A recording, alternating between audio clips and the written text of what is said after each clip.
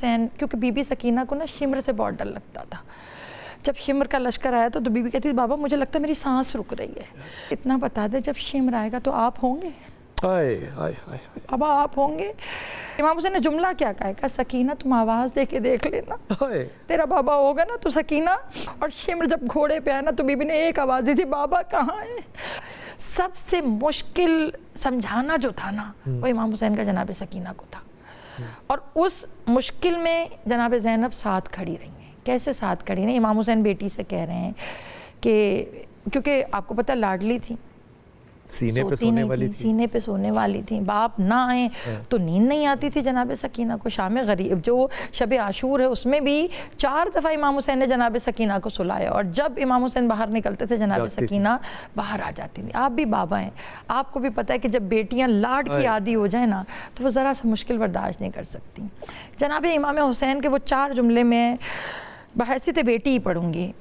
وہ امام حسین نے جناب سکینہ کو گود میں بٹھا کر کہا بیٹا اگر کبھی تمہارے بابا دیر سے گھر آئے نا تو بیٹا تم نا اماں کو تنگ نہ کرنا. اب چھوٹی سی 4 سال بچی، مقصد ان کو بھی پتا تھا، میں یہ نہیں کہہ رہی کہ وہ چھوٹی ہیں، وہ ہمیں بتانا چاہ رہی تھی کہ ایک باپ کا کردار کیسا تھا کربلا میں. پھر امام حسین کا جی بابا بہت پیار سے جناب سکینہ ایگری ہو گئی، ٹھیک ہے بابا میں سو جاؤں گی.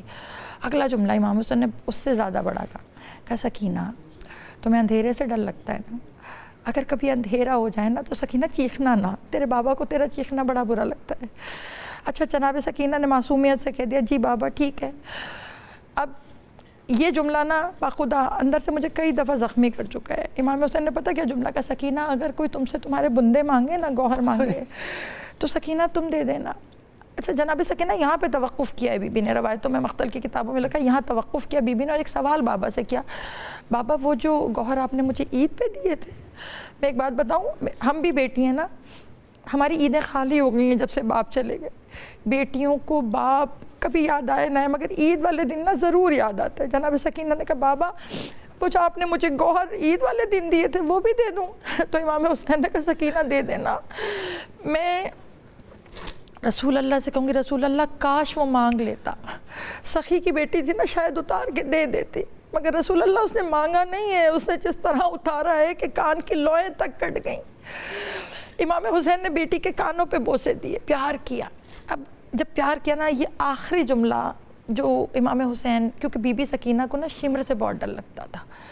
جب شمر کا لشکر آیا تو بی بی کہتی بابا مجھے لگتا ہے میری سانس رک رہی ہے.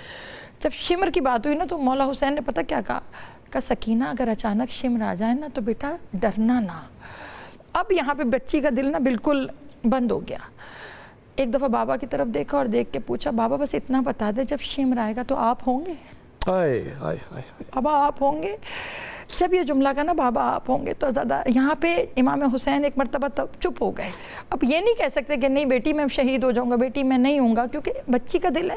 امام حسین نے جملہ کیا کہا سکینہ تم آواز دے کے دیکھ لینا، تیرا بابا ہوگا نا تو سکینہ میں اگر ہوں گا تو میں تیری آواز پہ لبیک کہوں گا. اور تاریخ نے وہ منظر دیکھا کہ جب شام غریبہ میں آگ لگی، خیمے جلے اور شمر جب گھوڑے پہ آیا نا تو بی بی نے ایک آواز دی تھی بابا کہاں ہے. اور جب کہا نا بابا کا لاشوں میں سکینہ جا رہی تھی، کٹے ہوئے سر سے آواز آئی تھی علیہ علیہ بنیا، اے بیٹی ادھر آ جا تیرا بابا یہاں پڑا ہوا ہے.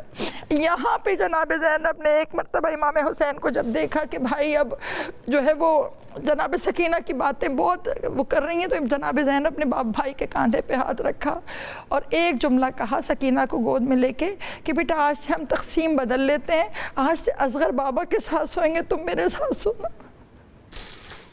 جب یہ سارا ذکر کر رہے ہوتے ہیں نا تو یہ سارا ذکر کرتے کرتے یہ بھول جاتے ہیں کہ ہم اپنے نبی کے خاندان کی بات کر رہے ہیں. یہ میرے نبی کا اللہ تعالیٰ ہم پہ رحم کرے. واپس آ